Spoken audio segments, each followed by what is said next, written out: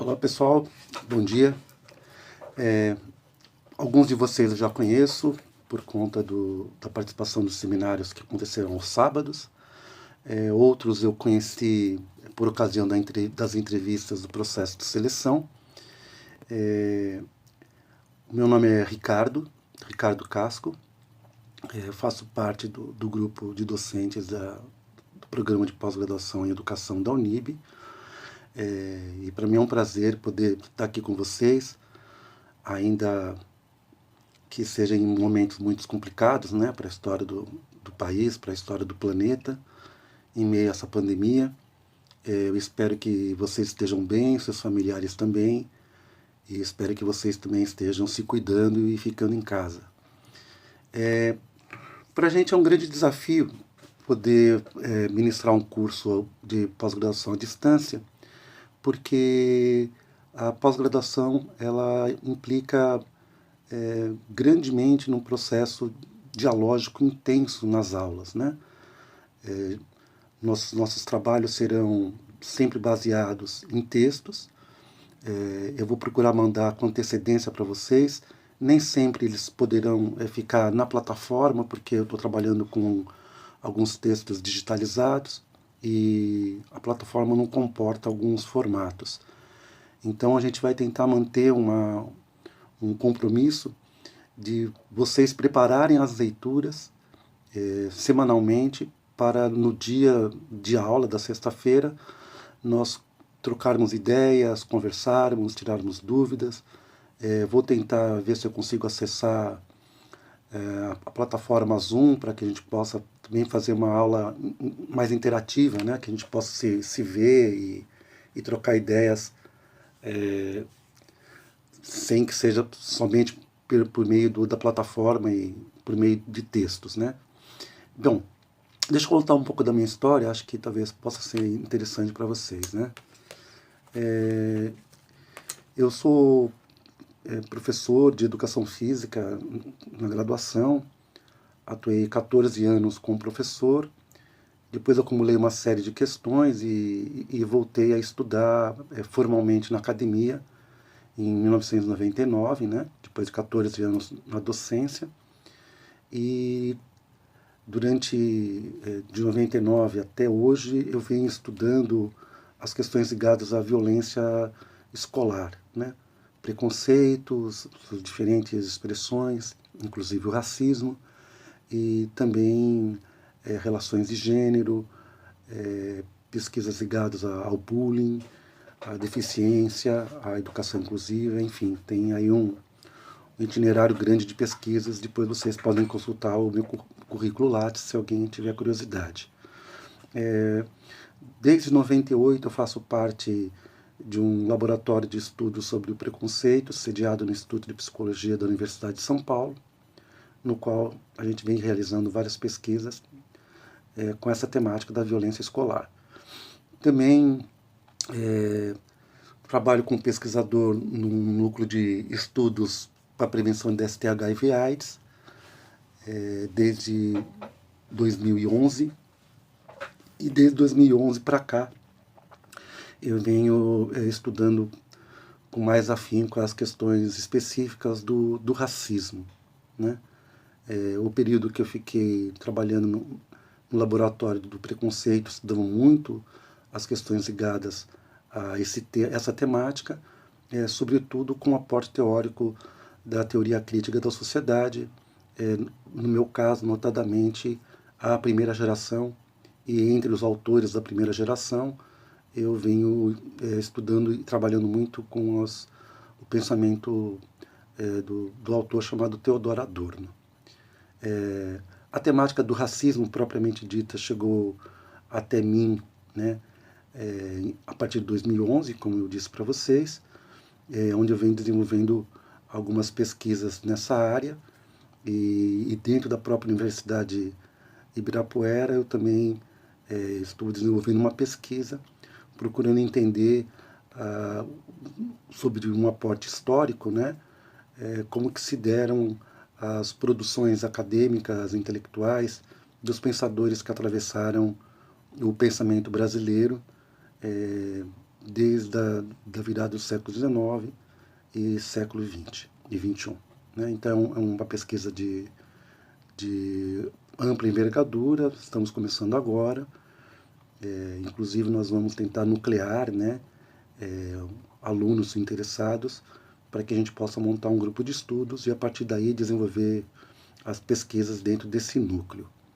Bem, o texto que eu preparei, que eu entreguei para vocês durante a semana, para vocês prepararem, é de um autor que é uma referência no Brasil, né, um professor aposentado da FEFELESH e da USP, né, do Centro de Estudos Africanos, da Faculdade de Antropologia, o professor Kabengele Munanga. O Kabengele, ele vem produzindo sobre essa temática a sua vida inteira, né, e por isso se tornou, de fato, uma grande referência para todos aqueles que procuram entender essa questão. Esse curso é a segunda edição que eu estou fazendo, né? Esse aporte psicanalítico eu sempre tive muito interesse, né, por conta da própria teoria crítica da sociedade, já que a psicanálise é um dos campos de forte diálogo nessa produção.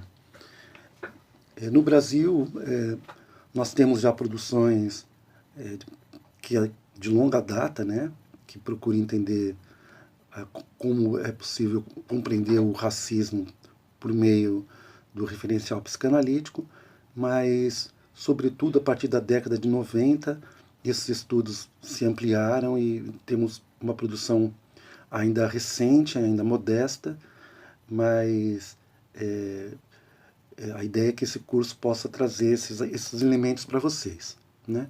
O texto de abertura do Kabengele Munanga, ele é um texto, vamos dizer assim, panorâmico, né? Porque ele traz diferentes contribuições, diferentes conceitos, e acho que vale a pena a gente iluminar alguns deles, né? A primeira coisa, talvez o primeiro grande marco desse referencial que vale a pena nós trazermos do ponto de vista conceitual, é a discussão sobre o preconceito, né? O preconceito, como o próprio texto nos mostra, ele atravessa a história da humanidade, ele tem diferentes formas de expressão ao longo do tempo, nos diferentes países, né?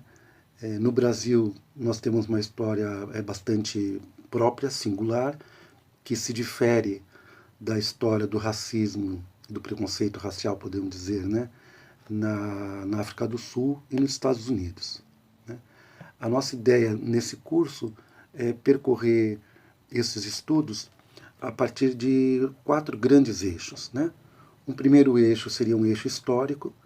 Vou tentar trazer para vocês alguns textos que mostram o debate sobre a querela do racismo na virada do século XIX para o século XX, por conta da abolição da escravatura, né, como que os intelectuais se posicionaram a respeito de como promover uma nação em meio aos processos de miscigenação, que é um debate bastante intenso, bastante vigoroso, com posições extremadas, né?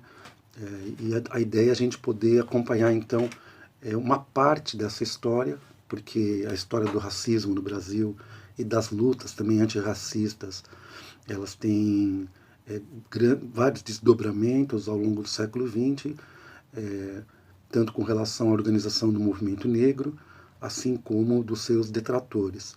Não teríamos tempo de fazer uma abordagem profunda do ponto de vista histórico, mas eu vou tentar trazer para vocês alguns elementos que não podem deixar de ser trabalhados, né? Um deles é a questão do branqueamento, do eugenismo. Também vamos passar uma discussão com relação à democracia racial, o papel do Gilberto Freire na construção desse ideário. Depois atravessaremos a década de 50, a década de 70, mostrando os estudos mais recentes, que de alguma maneira desmistificaram, né, essa noção de democracia racial, que também o próprio Kabengele Munanga nos diz que seria a forma como o Brasil lidou com o racismo, né? Um racismo, segundo ele, a brasileira. Nós vamos tentar entender quais são os componentes, né, quais são as dimensões que, que são colocadas em cena para o entendimento dessa querela. O Kabengele, no seu texto, ele nos mostra um componente básico das relações entre grupos, né? Que dentro da psicologia social é uma categoria bastante importante, né? A relação entre indivíduo, grupo e a própria sociedade. Né? Um dos componentes talvez mais primitivos, né, dos seres humanos é poder, frente a um grupo distinto, diferente do seu, criar um mecanismo defensivo que seria essa relação endogrupo-exogrupo, né? Ou seja, para que eu possa manter a unidade do grupo, é necessário eu criar um antagonista, um grupo com o qual eu possa me opor, e nessa oposição eu acabo constituindo a identidade do meu grupo de origem. Né? Esse é um fenômeno universal, mas não necessariamente isso implica que a relação ela deva ser uma relação de preconceito, de discriminação, de violência, né, que coloque os outros grupos numa situação de menor poder ou de menor prestígio. Né? O que eu estou querendo dizer é que essa relação endogrupo-exogrupo ela é constitutiva, inclusive, não só dos grupos, mas também do próprio psiquismo individual. Né? Mas ele vai mais além, né? Ele procura mostrar que, em algumas situações históricas, essas relações de endogrupo e exogrupo acabaram por culminar num processo de dominação, né, de um grupo sobre o outro. Vale a pena dizer, então, que essa querela, especificamente do racismo, ela pode ser acompanhada desde do século XVI, né, a partir das grandes navegações, e depois tem uma outra reedição, podemos dizer, dos processos que procuram explicar as diferenças humanas a partir do século XIX, com o iluminismo, né, europeu. No século XVI, né, com as grandes navegações, a explicação, os intelectuais, os pensadores, tinham que se haver com a discussão sobre como explicar a diferença entre as raças, né, entre os povos que eram conhecidos a partir da expansão marítima, né, dos povos europeus. Naquele período, a explicação ela era de caráter religioso, né? Sobretudo por conta de uma passagem bíblica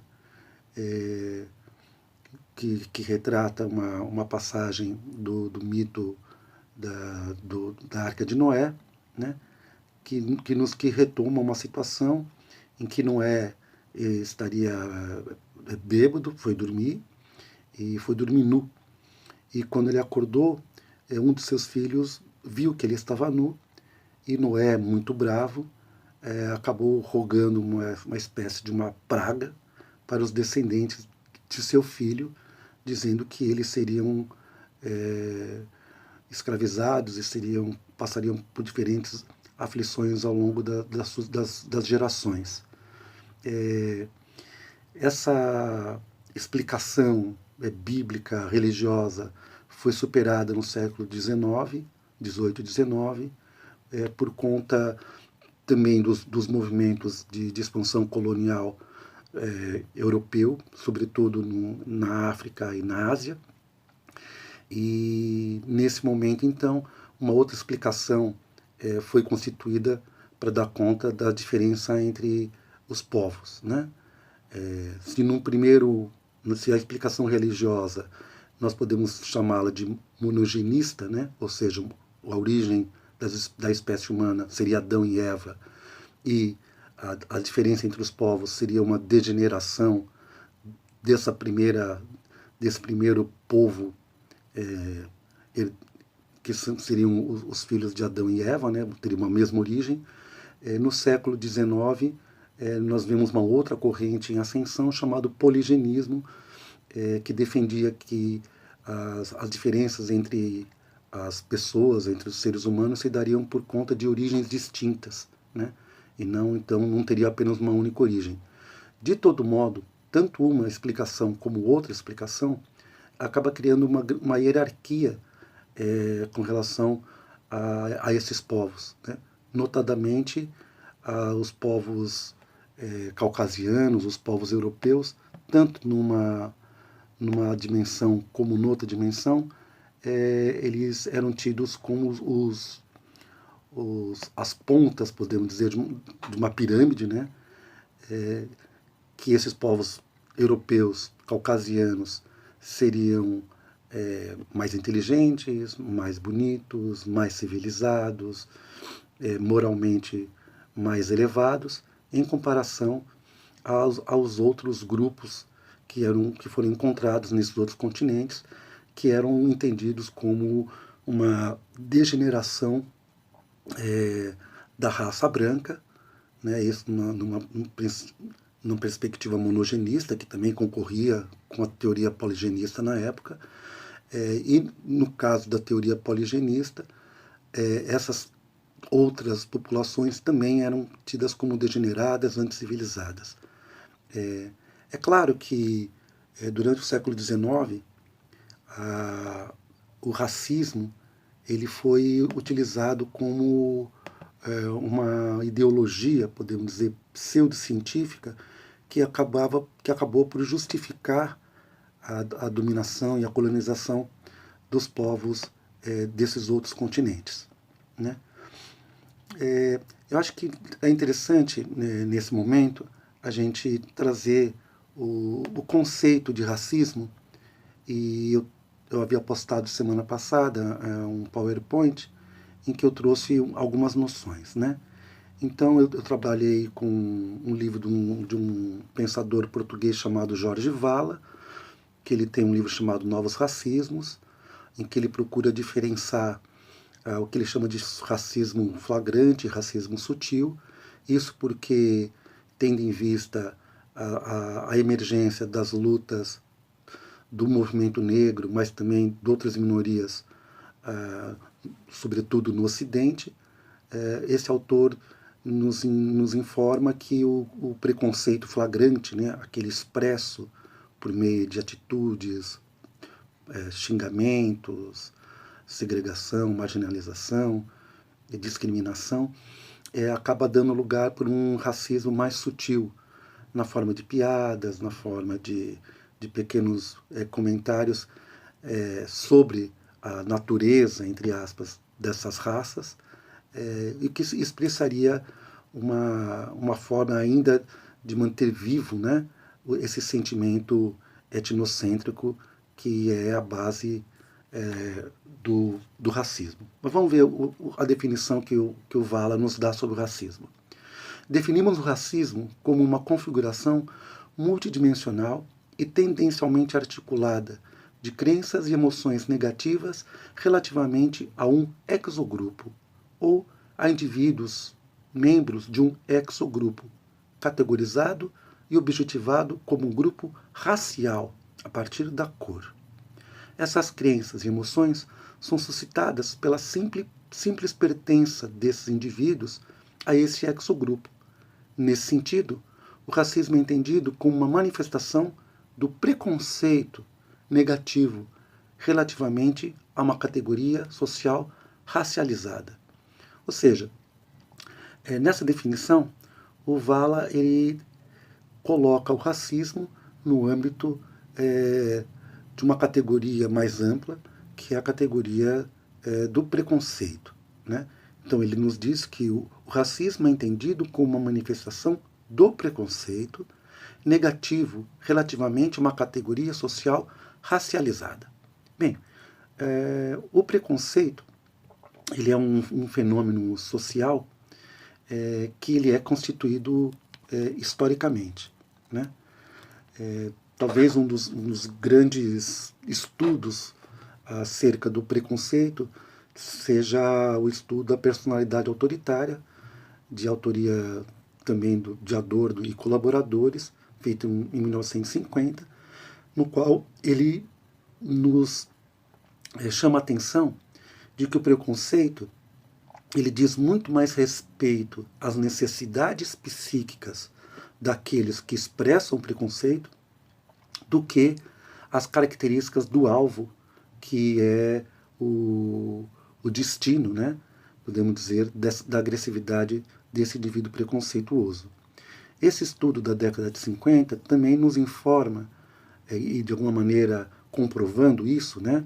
Que diz respeito, que a atitude preconceituosa diz mais respeito às necessidades psíquicas de quem o ator, né?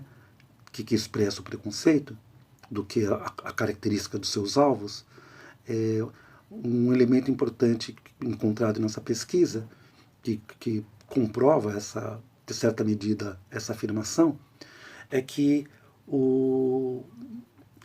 geralmente uma pessoa que manifesta um preconceito com relação a um alvo, por exemplo, alguém que manifesta um preconceito contra os negros, tende também a ser preconceituoso com outros alvos, com a comunidade LGBT, com as mulheres, com os deficientes físicos, intelectuais, indígenas e por aí vai, né? Então, é uma tendência bastante que foi demonstrada nessa pesquisa, que o sujeito preconceituoso ele necessita projetar sobre os seus alvos sentimentos que ele nega em si mesmo, né?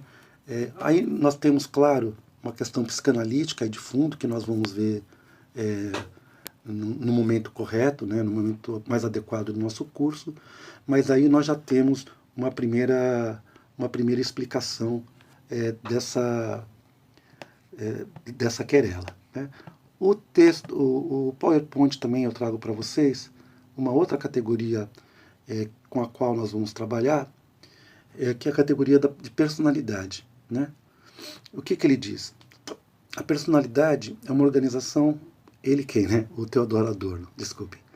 A personalidade é uma organização mais ou menos permanente de forças internas do indivíduo.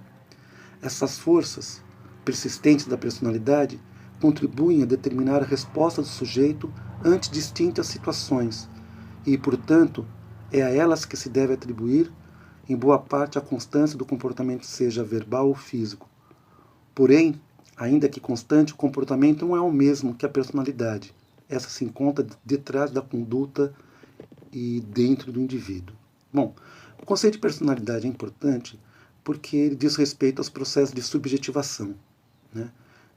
Ainda que todos nós sejamos marcados por uma mesma organização social, por uma história que nos atravessa, cada pessoa também tem uma história individual que diz respeito aos processos sociais pelas quais passou, né?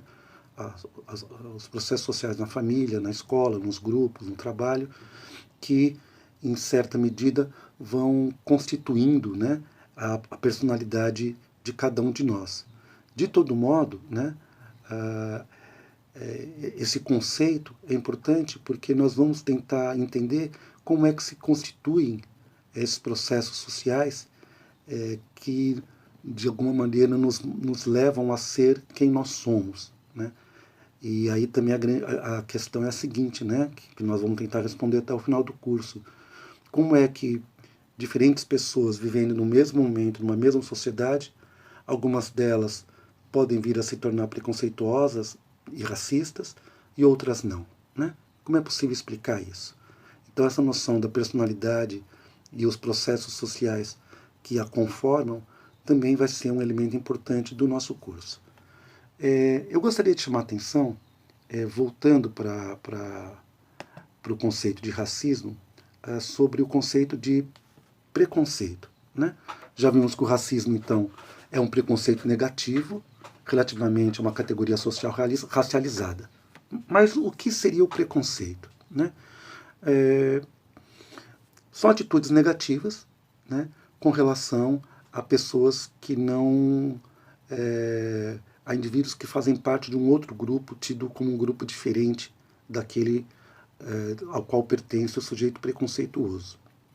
O preconceito, ele é constituído por 3 dimensões. E eu acho que isso é importante, eu gostaria que vocês anotassem. Vou passar isso também no PowerPoint, mas é um exercício interessante. Aliás, isso eu queria comentar com vocês. Sempre quando vocês forem assistir essas aulas vídeo, ou vídeo-aula, é importante que vocês tenham o seu caderno à mão para que vocês possam fazer anotações daquilo que vocês considerarem significativo ou passagens que lhes suscitam dúvidas, para que a gente possa animar depois o nosso debate. Então, eu estava dizendo que o preconceito ele é definido por 3 dimensões. Uma dimensão, a dimensão ideativa, a outra dimensão é a dimensão afetiva e uma terceira dimensão é uma tendência para a ação. Então vamos ver cada uma delas. Né? A dimensão ideativa diz respeito ao conjunto de representações historicamente constituídas acerca dos alvos que são objeto de hostilidade pelo sujeito preconceituoso. Então, essas representações são historicamente sedimentadas ao longo do tempo e elas servem como um exercício de racionalização que justificaria a ação do sujeito preconceituoso ou as suas atitudes ou seus pensamentos com relação a esse grupo entendido como diferente. Né? Então vamos ver algumas representações. No caso do racismo, né, que se volta então a uma categoria social racializada, no caso dos negros, quais seriam as representações, quais seriam as racionalizações que os preconceituosos lançam mão para justificar os seus atos agressivos? Os negros são tidos como marginais, são tidos como vagabundos, são tidos como tendencialmente orientados para a marginalidade. Nós vamos ver que essas representações são constituídas desde o período da escravatura e permanecem ainda atuantes no cenário social. Né? Podemos pensar nessa dimensão ideativa com relação à comunidade LGBT. São tidos como promíscuos. As mulheres são entendidas como frágeis, como instáveis. Os deficientes físicos e intelectuais são tidos como incapazes. As populações indígenas são tidas como indolentes, como não afeitas ao trabalho. Enfim, são representações que são constituídas para que os sujeitos preconceituosos lançam a mão delas para poder justificar os seus atos agressivos. A segunda dimensão do preconceito é a dimensão, como eu havia dito, afetiva. É uma dimensão que não passa pelos processos de racionalização, seriam mais afeitos aos sentimentos do tipo nojo, irritação, incômodo, com relação à presença, né, ou à proximidade dessas pessoas, que são o alvo do preconceito. Uma terceira dimensão é a dimensão da tendência para a ação. O preconceito ele tem 3 formas de atitudes. Né? A ação da segregação, que é a separação mesmo, a ação da marginalização e a ação da discriminação. Vamos pensar um pouco em cada uma delas. A segregação é o ato de você separar as pessoas do convívio. Nós temos exemplos dessa atitude no nazismo alemão. Né? Os judeus, considerados uma raça inferior, foram primeiramente separados nos guetos, depois, posteriormente, foram levados para os campos de concentração, onde foram exterminados. Né? Recentemente, na história do Brasil, nós vimos que desde 2009 as crianças com deficiência intelectual, que antes eram segregadas, que viviam apartadas das escolas regulares em escolas especiais, passam então, pela nova LDB, a terem o direito de frequentarem as aulas regulares, mas antes elas eram segregadas do convívio, né? A marginalização diz respeito a você não negar direitos, né? Colocar à margem as pessoas da esfera da garantia dos direitos que deveriam ser para todas as pessoas, e a própria discriminação diz respeito a você ter tratamentos diferenciados para as pessoas que são consideradas diferentes do grupo de pertença do sujeito preconceituoso. Então essas três atitudes, né, do preconceito, essas três dimensões do preconceito, segundo os frankfurtianos, têm uma mesma origem. Vamos pensar um pouco, né? Geralmente, em momentos de extrema convulsão econômica, social, política, principalmente os estados autoritários, tendem a cunhar um inimigo externo. Se não há um inimigo externo, procura-se inimigos internos. Os estudos sobre preconceito, eles dizem que o medo é o pai do preconceito. Mas que medo? O medo da não integração social. Nós vivemos numa sociedade marcada pelo modo de produção capitalista, que é uma sociedade que divide as pessoas e cria hierarquias sociais, né? As classes sociais é uma primeira divisão, né? A divisão entre aqueles que detêm os meios de produção e aqueles que vendem a força de trabalho. Então, a classe burguesa e a classe proletária, mas também temos outras divisões, né? Nós temos divisões com relação aos diferentes capitais que as pessoas têm na vida, né? Então, o capital social, o capital cultural, o capital econômico. Então, nós temos ricos e pobres, nós temos as pessoas que conseguiram galgar os estudos e trabalham com as questões intelectuais. E tem as pessoas que não conseguiram galgar os estudos e trabalham na esfera manual. Nós temos separação também entre homens e mulheres, né? Nós temos separação entre brancos e negros, nós temos a separação entre heterossexuais, homossexuais.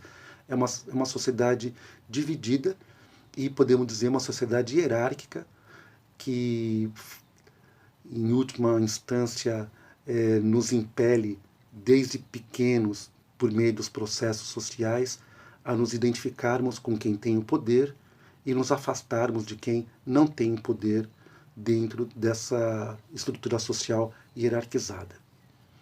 Bom, os frankfurtianos, eles dizem o seguinte: numa sociedade como essa, todos nós nos constituímos como entes muito frágeis diante esse verdadeiro rolo compressor que nos atravessa e que molda as nossas formas de existir, né?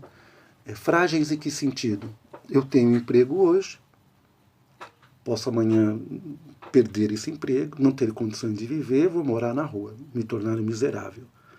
Isso, a maioria da população está sempre à mercê desse tipo de ameaça, né? De sucumbir diante às pressões de uma estrutura social hierárquica e excludente. Segundo essa perspectiva da Escola de Frankfurt, qual é o medo que suscita as ações do preconceito, né? É o medo de não nos integrarmos bem dentro desse sistema hierárquico. Então, as expressões de segregação, marginalização, discriminação, elas visam o quê? Afastar o alvo que suscita a insegurança. Então, todas essas categorias que eu nominei agora há pouco, né? As mulheres, os negros, a comunidade LGBT, as populações indígenas, os deficientes físicos e intelectuais, dentro de uma hierarquia, uma sociedade hierárquica como a nossa, eles tendem a ocupar a base dessa hierarquia, né? Então, para o sujeito preconceituoso, o simples fato de ter proximidade com essas minorias políticas suscita nesse sujeito preconceituoso um temor, né? Um temor de ser o próximo alvo dentro de uma estrutura social hierárquica. Para afastar esse temor, para garantir o retorno de uma certa estabilidade narcísica, a tendência é que o preconceituoso afaste esses alvos do seu convívio ou expresse suas atitudes de hostilidade, visando exatamente guardar essa distância com relação ao alvo que suscita o temor, né? E é interessante a gente ver aí, talvez, uma certa analogia, né, com relação aos mecanismos que acontecem também na relação entre grupos sociais, né? Como o próprio Kabengele Munanga nos coloca, né, a relação endogrupo e exogrupo também é análoga à relação indivíduo e um outro indivíduo considerado estranho que lhe suscita fragilidade, lhe suscita insegurança, né? Então é um fenômeno que tem origens no próprio processo de socialização, mas a depender exatamente dos processos individuais de cada um ao longo de sua vida, esses processos podem culminar na constituição de uma personalidade com tendências antidemocráticas e preconceituosas, ou não, né? Podemos também, ao longo desse processo, nos tornarmos sensíveis, nos tornarmos empáticos, nos tornarmos democratas e não nos sentirmos ameaçados por conta do sujeito considerado diferente e particularmente com relação às pessoas ou grupos que fazem parte das minorias políticas. Então, nós estamos começando aqui a aquecer, né, esse curso, mostrando que os processos que culminam na constituição de personalidades preconceituosas que podem vir se tornar, por exemplo, racistas, elas são debitárias de processos sociais historicamente determinados e numa sociedade que tem as suas características próprias, né? Uma característica das pessoas lutando pelos melhores lugares no status quo, e para isso, mesmo que para isso seja necessário pisar em quem está abaixo. Inclusive, os frankfurtianos, eles nos dizem que o espírito objetivo que move a sociedade ocidental, sobretudo, mas não só, é o espírito sadomasoquista. Sado vem de sadismo, masoquista de masoquismo. O que eles nos dizem? Bom, desde crianças nós somos impelidos, até inconscientemente pelos nossos pais, e depois por outros processos sociais, a nos identificarmos com quem tem o poder e nos afastarmos de quem não tem poder social político. Para ele, a imagem do sadomasoquista é análoga à imagem do ciclista, né? O ciclista de corrida, que ele tem que abaixar a cabeça, abaixa a cabeça para quem está acima, e piso no pedal, piso em quem está abaixo para continuar nessa marcha, objetivando ocupar os melhores lugares na vida societária. Nós vamos ver que isso tem implicações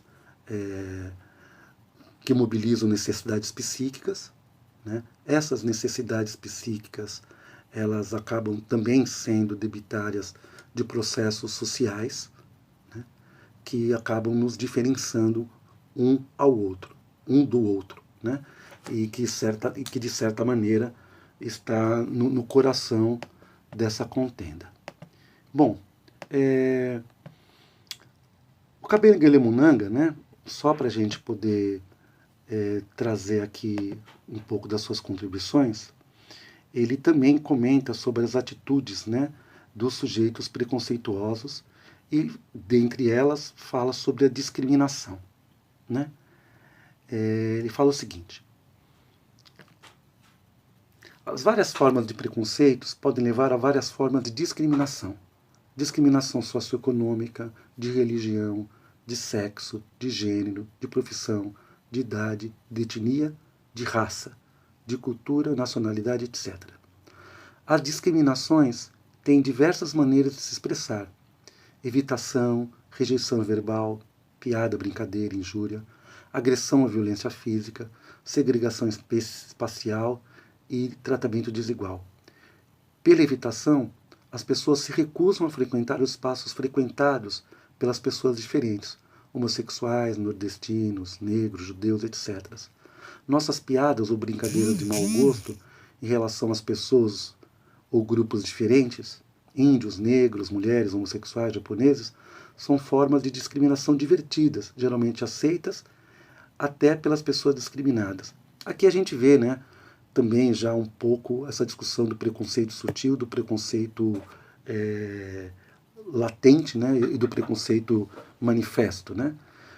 Ou seja, existem diferentes gradações da expressão do preconceito, a gente vai tentar ver isso ao longo do texto. Bom, eu vou, ainda hoje, no máximo amanhã, enviar para vocês o primeiro texto de caráter histórico, né, para pensar a especificidade do racismo no Brasil, né? Veremos também, como o próprio Kabengele nos mostra, que a categoria de raça, ela, do ponto de vista biológico, ela não existe, né?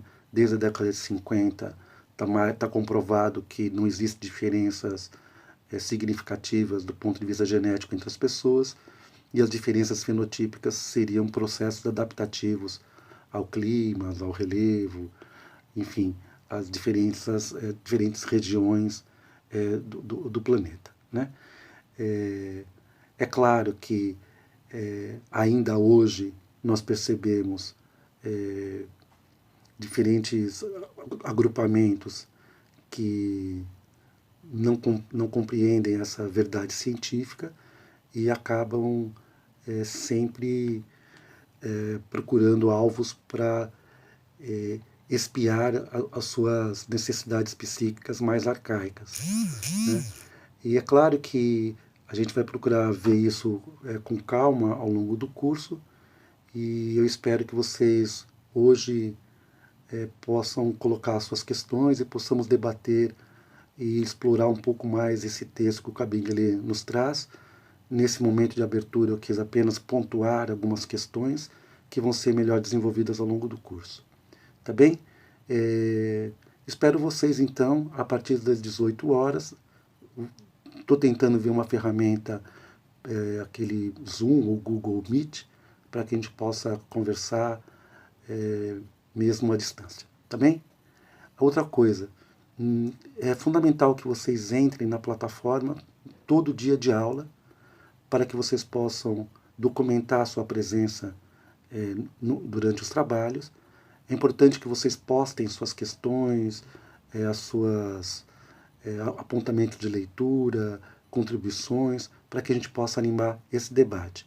Não se esqueçam também que cada aula terá uma avaliação de conteúdo.